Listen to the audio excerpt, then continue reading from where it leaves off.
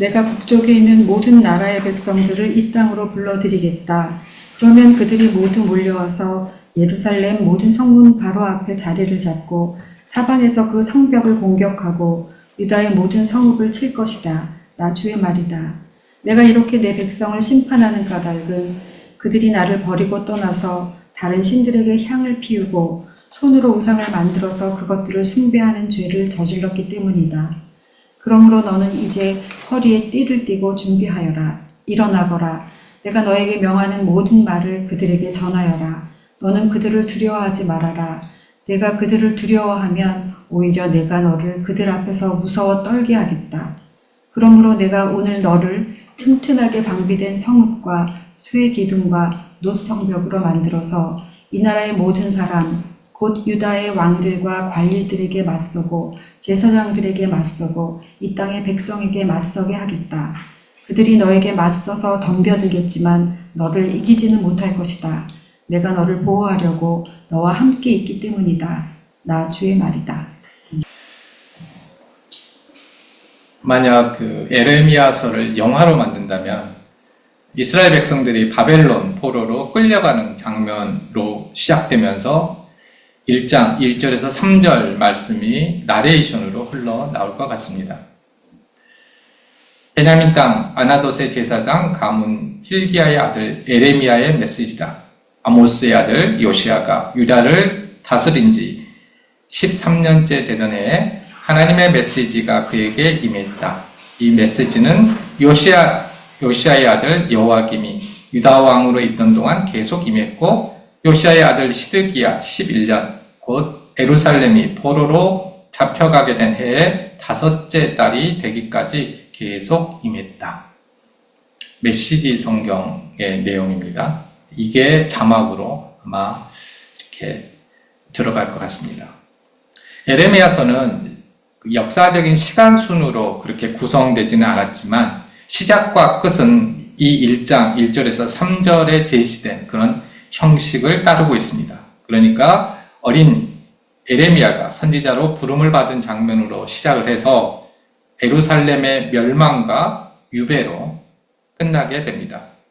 그렇기 때문에 에레미야서를 듣는 청중이나 읽는 독자들은 처음부터 이 이야기의 결말을 알고 있습니다.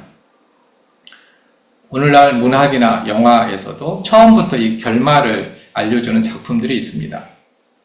이야기의 전개상 맨 마지막에 있어야 될 장면을 맨 처음에 보여주는 것이죠.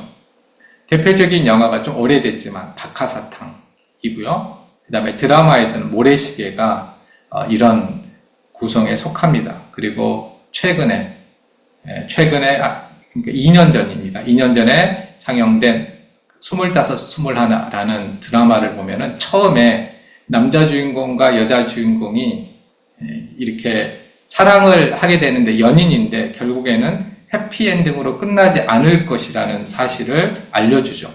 그러면서 이제 궁금증을 유발합니다. 왜? 이런. 독자들의 호기심을 자극을 하죠. 그리고 이런 구성은 말하려고 하는 주제가 결과가 아니라 그 이유와 과정에 있다라는 사실을 또한 알려줍니다. 제가 만약에 어떤 소설을 쓰는데 첫 문장이 나는 결국 바퀴벌레가 됐다. 지금 나는 이거를 오른쪽 5번째 다리로 쓰고 있다. 이렇게 시작을 한다면 사람들은 결과보다는 왜? 어떻게 해서 그렇게 됐나 궁금해 할 것입니다. 대표적인 작품이 이제 카프카의 변신이라는 그런 작품이 이런 식으로 시작을 하죠. 저도 좀 따라해 봤습니다. 그래서 궁금하잖아요. 만약에 그게 사실이라면 왜 그랬는지. 제가 뭐 바퀴벌레가 됐는지 뭐가 됐는지는 전혀 그건 중요하지 않습니다. 왜? 오늘 본문 말씀도 그런 거죠. 유배를 떠났다, 포로가 됐다 이것보다는 왜? 이렇게 이 부분에 이제 에레미야서의 기자는 이걸 보라고 지금 이런 구성을 하고 있는 것입니다. 왜? 그리고 어떻게 이 이스라엘 백성들이 포로가 되었는지, 남유다가 멸망을 했는지 여기에 주목을 하게 만듭니다. 그렇기 때문에 우리도 이 에레미야서를 읽을 때 이 기자의 의도대로 왜 하나님의 선택을 받은 이스라엘 백성들이 이방 민족에게 멸망되어서 포로로 끌려갔는지에 관심을 가져야 할 것입니다. 오늘 설교 본문은 하나님께서 에레미야에게 그의 임무를 구체적으로 명령하시는 말씀입니다. 먼저 하나님께서는 남유다가 멸망을 할 때 북쪽 나라인 바벨론 군대가 예루살렘 성을 둘러싸고 예루살렘 성문 앞에 자리를 잡고 성을 공격할 것이라고 말합니다. 이런 방식의 전투를 공성전이라고 합니다. 그러니까 성을 에워싸고 성으로 공급하는 모든 물자나 공급을 차단한 다음에 그 성을 멸망시키는 것이죠. 이 예언의 말씀은 39장 3절을 보면은 성취되었다는 것을 확인할 수 있습니다. 그런데 오늘 본문 말씀의 핵심이기도 하고 에레미야서의 핵심인 말씀이 16절에 기록되어 있습니다. 여기에는 하나님께서 왜 이스라엘 백성들을 심판하셨는지 그 이유를 말해주고 있습니다. 그리고 이 주제는 에레미야서 52장 전체에 걸쳐서 반복적으로 나타나고 있습니다. 유다 백성들이 저지른 가장 큰 죄, 결국 하나님께서 심판을 하실 수밖에 없었던 그 죄는 하나님을 버리고 다른 신을 섬긴 것입니다. 하나님을 버리고 다른 신을 섬긴 것입니다. 너무 평범해서 실망할지는 모르겠지만은 구약 성경을 보면은 반복해서 이 주제가 다뤄지고 있습니다. 이것은 십계명 중에서 가장 중요한 계명이자 다른 계명의 기초가 되는 첫 번째 계명과 이어지는 하나님의 사랑에 대한 두 번째 계명을 어긴 것입니다.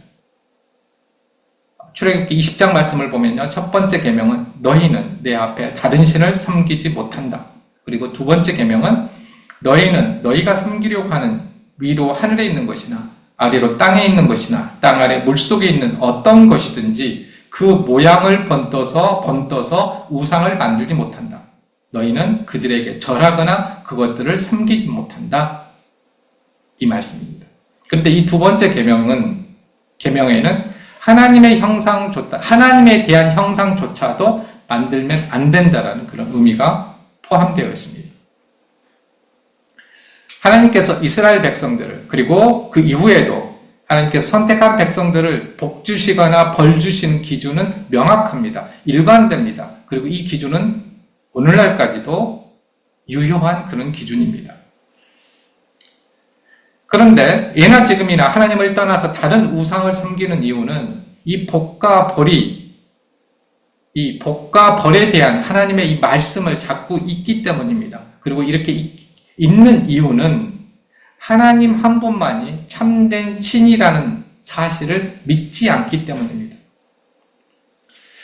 성경에 따르면 꼭 이 이유만 있지는 않지만 하나님을 잊는 이유는 크게 두 가지로 볼 수 있습니다. 첫 번째는 하나님을 떠나도 심판이 즉각적으로 나타나지 않기 때문이고요. 두 번째로는 저마다 자기 방식대로 하나님을 믿고 섬기고 있다라고 생각하기 때문입니다.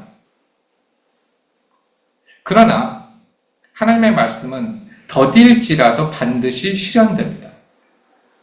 1장 11절 이하의 말씀을 보면요, 하나님께서는 에레미야에게 살구나무를 보여주시죠. 그러면서 그가 하신 말씀이 반드시 이루어질까라고 말씀하셨습니다. 그런데 살구나무 가지에서 나는 싹은 가장 이른 봄에 돋아나는 싹입니다. 그러니까 살구나무의 싹이 보인다라는 것은 곧 봄이 온다라는 그런 표시입니다. 이걸 보여주시면서, 그러니까 하나님의 말씀은 살구나무의 싹이라고 본다면 뭐죠? 봄은 심판이라는 것이죠. 반드시 이루어진다라는 것을 시청각 교재를 사용해서 에레미야에게 보여주셨습니다. 그런데 심판을 받은 이스라엘 백성들은 한 번도 하나님을 떠난 적이 없습니다. 한 번도 하나님을 떠난 적이 없습니다. 그들이 보이지 않는 하나님께 불평을 하며 보이는 하나님의 형상을 만들어 절은 했어도 스스로 하나님을 떠났다라고 말한 적은 없다라는 것입니다. 그리고 하나님께서 이스라엘 백성들이 나를 떠났다라고 말씀하실 때조차도 이스라엘 백성들은 여전히 하나님께 제사를 드리고 있었습니다. 예배를 드리고 있었습니다. 그렇기 때문에 하나님께서 보시기에 악한 행동은 하나님을 믿지 않는 것이 아닙니다. 하나님과 함께 다른 신을 섬김으로써 하나님을 온전히 하나님께서 원하시는 방식대로 섬기지 않는 것이었습니다. 에레미야서 7장 9절 10절 말씀을 보면 유다의 죄가 이렇게 기록되어 있습니다. 너희는 모두 도둑질하고 사람을 죽이고 음행을 하고 거짓으로 맹세를 하고 바알에게 분향을 하고 너희가 알지 못하는 다른 신들을 섬긴다. 너희는 이처럼 내가 미워하는 일을 저지르고서도 내 이름으로 불리는 이 성전으로 들어와서 내 앞에 서서 우리는 안전하다 하고 말한다. 너희는 그런 역겨운 모든 일들을 또 되풀이하고 싶어서 그렇게 말한다. 이렇게 하나님께서 유다의 죄를 지적하고 있습니다. 이 말씀에서 우리는 하나님과 더불어 다른 신을 섬기는 사람들의 헛된 믿음을 엿볼 수 있습니다. 즉 그들은 자신들이 다른 신을 섬길지라도 동시에 하나님을 섬기는 어떤 종교적인 행위를 하면 안전하다라고 생각한다는 것입니다. 오늘날을 배경으로 설명을 하자면 일주일 동안 세상 사람들과 똑같이 다른 우상들을 섬기고 살았어도 주일날 예배에 참석하면 안전하다라고 생각하는 것입니다. 주중에 남의 것을 직간접적으로 도둑질하고 말로 사람을 죽이고 음행하고 거짓말을 했어도 예배에 참석했다면 스스로 내가 그리스도인이라고 고백하면 안전하다라고 생각하는 것입니다. 이것은 성경에서 말하는 하나님에 대한 오해이고 큰 착각입니다. 하나님은 다른 신을 섬기지 말고 하나님을 믿는 백성처럼 일상생활을 하고 예배에 참석해야 한다라고 지속적으로 말씀하고 계십니다. 그런데 사람들이 한번 하나님을 떠나면은 이 회개한다는 게 참 어렵다는 사실을 우리가 성경에서도 볼 수 있습니다. 오늘 에레미야서에서도 그걸 찾아볼 수 있습니다. 바벨론이 결국 예루살렘을 정복을 했습니다. 남유다가 이제 멸망했고 왕과 그 귀족들과 지도자들은 다 바벨론으로 끌려갔습니다. 그런 다음에 바벨론에서는 그달리아라는 총독을 예루살렘에 이제 세워서 이렇게 통치를 하게 합니다. 그런데 이 그달리아가 일련의 무리에 의해서 살해를 당합니다. 비록 총독 살해에는 가담하지 않았지만 이 그달리아 밑에서 군대 장관을 했던 사람들이 바벨론의 보복이 두려워서 이제 하나님께서 하지 말라고 한 일을 하게 되죠. 그게 뭐냐면 이집트로 도망가는 것입니다. 에레미야에게 물어봤어요. 우리가 이집트로 도망가는 게 맞을까요? 그런데 하나님께서는 에레미야를 통해서 가지 말라고 말씀을 합니다. 그런데도 도망을 갑니다. 그들은 하나님의 말씀을 어긴 예루살렘이 어떻게 멸망했는지를 직접 보고도 또 하나님의 말씀을 듣지 않는 것입니다. 그리고 그들의 삶의 모습은 전혀 바뀌지 않았습니다. 44장 8절은 이렇게 말하고 있습니다. 너희는 왜 너희 손으로 만든 우상으로 나를 노하게 하며 너희가 머물려고 들어간 이집트 땅에서까지 다른 신들에게 재물을 살라 바쳐서 너희 자신을 멸절시키며 세상 만민에게 저주와 조롱의 대상이 되려고 하느냐. 여전히 이집트까지 가서 굳이 피신해서까지 우상을 섬겼다는 것입니다. 이 모습을 보고 하나님께서는 이집트 땅에 머물려고 들어간 자들 가운데 살아남거나 죽음을 모면할 사람이 한 명도 없을 뿐더러 다시 유대 땅으로 돌아갈 사람도 없을 것이라고 말씀을 하십니다. 사실 이 말씀까지도 이제 이 정도 됐으면 회개해라, 돌아와라 라고 기회를 주신 것입니다. 그런데 이스라엘 백성들의 반응은 어떠했을까요?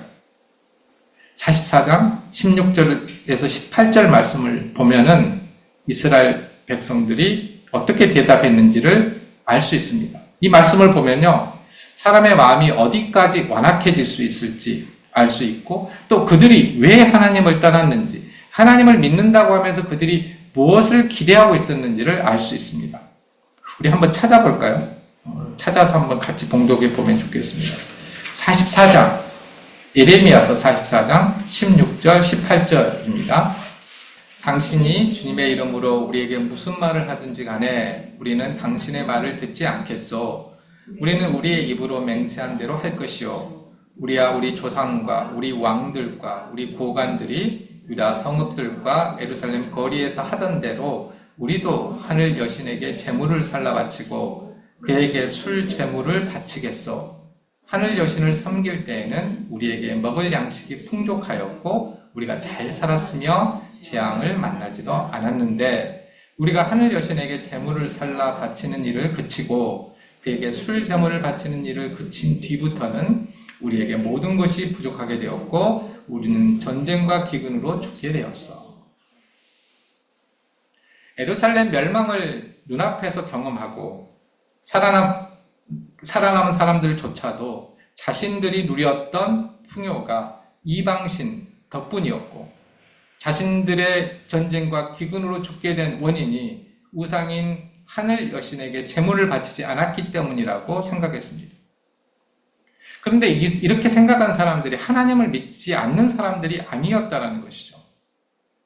예레미야를 통해서 계속해서 하나님의 뜻이 무엇인지를 물었습니다. 그리고 자신들이 안전하기 위해서 예레미야를 하나님의 사람으로 인정하고 벌모로 잡아왔습니다.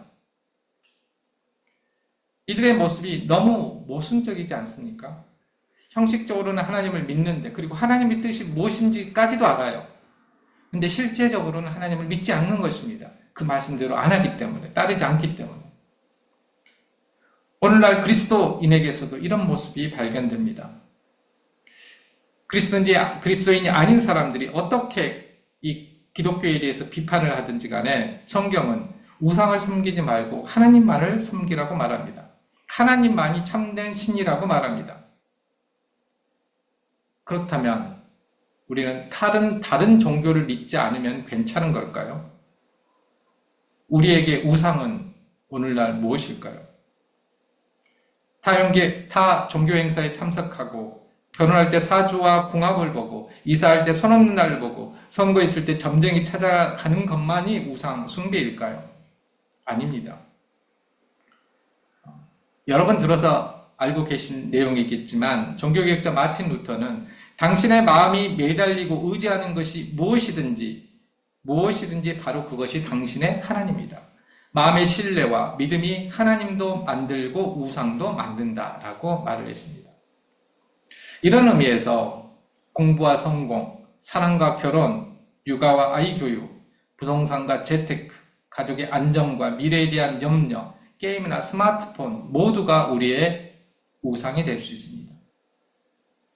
자신의 욕망을 위해 하나님을 믿는 우상 숭배자들이 하는 공통된 착각이 하나 있습니다. 그건 뭐냐면 내가 상황이 조금만 더 나아지면 신앙생활을 더 잘할 텐데 하나님을 더 잘 믿을 텐데 라는 생각입니다. 내가 좋은 대학에 가면 내가 조금 더 건강하면 내가 조금 더 성공하고 경제적으로 여유가 있으면 좀 더 또 심지어는 우리 교회가 조금 더 부흥하면 더 신앙생활을 잘할 텐데 라고 생각을 합니다. 그런데 그렇지 않습니다. 하나님을 믿는 데는 어떤 조건이 필요 없습니다. 어떤 조건도 필요 없습니다. 자신에게 주어진 상황에서 최선을 다하는 것이 바로 신앙인의 바른 태도입니다. 예레미야도 40년 동안 상황은 바뀌지 않았습니다. 오히려 상황은 계속해서 나빠졌습니다. 순간적으로 조금 호의를 받은 적도 있지만 전체적으로는 좋지 않았습니다. 하지만 자신의 삶에 최선을 다해 살았습니다. 이런 모습이 하나님께 부름받은 사람의 모습입니다. 무림한 그리스도인 우상 숭배자들의 문제는 하나님의 기준이 아니라 자기의 기준으로 또 다른 신앙과 신앙인을 판단하는 것입니다. 그리스도인이라고 말하는 어떤 사람들은 믿음이 좋은데 어떻게 성공하지 못하고 어떻게 경제적으로 풍요롭지 못하고 어떻게 건강하지 않을 수 있느냐라고 묻습니다. 그러니까 모든 삶에 있어서 결핍은 신앙의 부족이라고 말을 합니다. 하지만 예레미야를 보십시오. 그는 어린 나이에 선지자로 부름을 받아 평생 적대자들의 미움과 괴롭힘을 받았고 인생의 마지막도 벌모로 끌려가서 원치 않게 당시로는 굉장히 불행의 징표로 생각하는 외국에서 사망을 했습니다. 만약 성공과 풍요와 결핍이 없는 것을 기준으로 본다면 예레미야의 인생은 실패한 인생입니다. 복받지 못한 인생입니다. 하지만 복받은 인생인지 그렇지 않은지의 여부는 성공과 재산과 건강 같은 데 있지 않습니다. 하나님께서 그와 함께 하셨는지 이 여부에 달려 있습니다. 하나님께서 함께 하신 사람은 어떤 상황에서도 하나님께서 일으켜 세워 주십니다.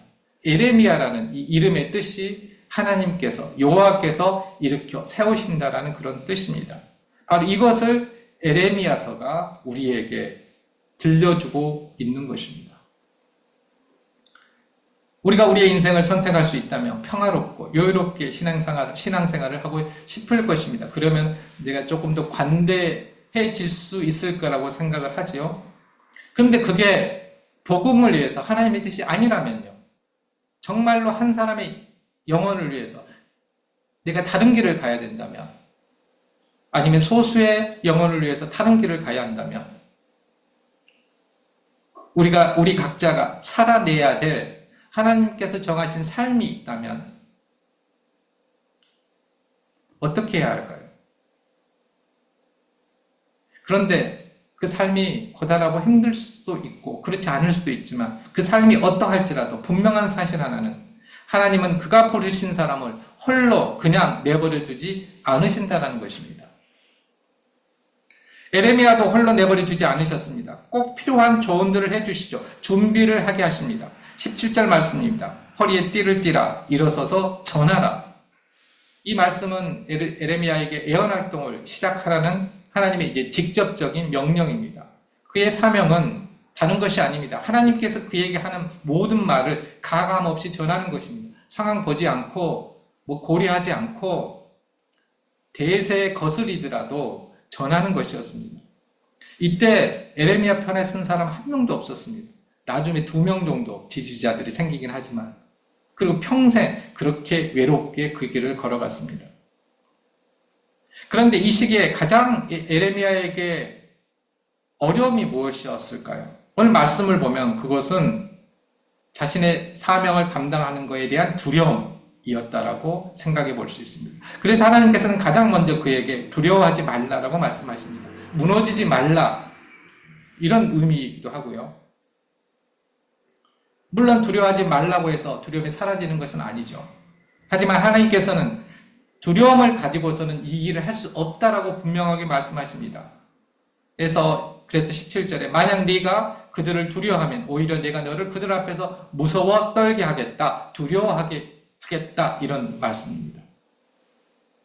이 말씀은 하나님의 말씀을 전하는 것을 두려워하면 그 두려움이 너를 두렵게 할 것이라는 뜻이기도 합니다. 우린 살면서 실체 없는 두려움을 느낄 때가 있습니다. 남들이 나를 어떻게 볼까? 내가 지금 이 일을 시작하는데 이 일은 어떻게 될까? 내 자녀들은 어떻게 될까? 내 노년은 어떻게 될까? 물론 우리가 생각을 해야 되지만 그것이 두려움이 된다면 그것은 실체가 없는 것입니다. 왜냐? 아직 일어나지 않았기 때문입니다.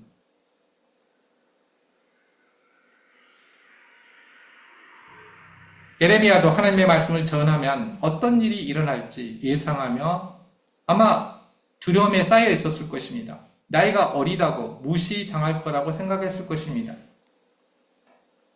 예언을 시작했던 것이 어떤 학자들은 10대 중반, 어떤 학자들은 20대 초반 이렇게 보고 있거든요. 하나님은 예레미야가 실체 없는 두려움에 쌓이지 않도록 분명하게 말씀하십니다. 이 나라의 모든 사람, 예를 들어서 유다의 왕들, 관리들, 제사장들, 심지어 모든 백성과 맞서게 될 것이지만 걱정하지 말아라. 그들은 두려움의 실체가 아니다. 내가 너를 튼튼하게 방비된 성읍과 쇠기둥과 놋성벽처럼 튼튼하게 만들었다. 물론 그들이 너에게 먼저 덤벼들겠지만 너를 이기지는 못할 것이다. 왜냐? 내가 너를 보호하기 위해서 너와 함께 있기 때문이다. 이게 18절, 19절 말씀입니다. 사랑하는 성도 여러분, 우리는 어떤 삶을 살아가고 있습니까?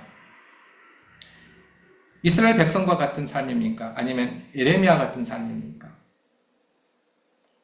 이 에레미야서를 읽으면은 그런 겁이 나죠. 하나님께서 나에게 에레미야처럼 살라고 하지 않으실까? 두려운 마음도 생깁니다. 걱정 전혀 안 하셔도 됩니다. 지금 우리는 에레미야보다 훨씬 더 풍요롭고 평화롭게 살고 있습니다. 친구도 많습니다. 그렇다면 이 평화의 시기에 우리가 주목해야 될 점 무엇일까요?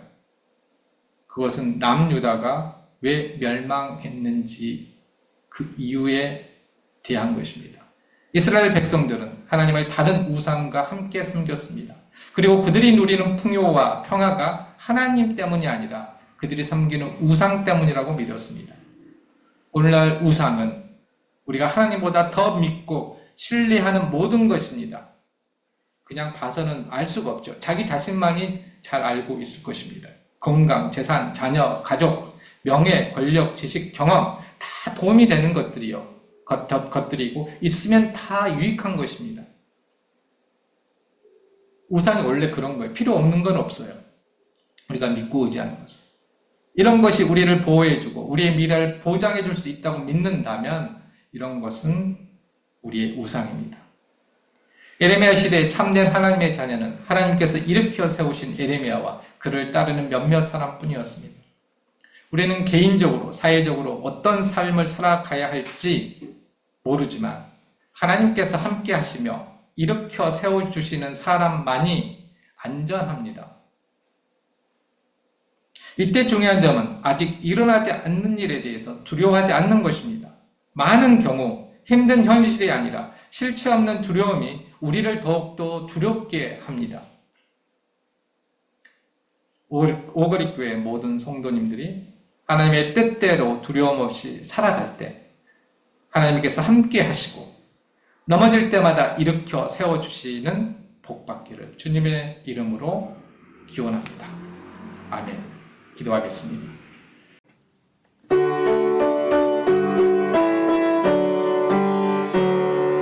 주여 우리 축복하소서. 당신의 평화를 주소서. 우리 위에 주의 손으로 주여 잡아주소서. 어두운 세상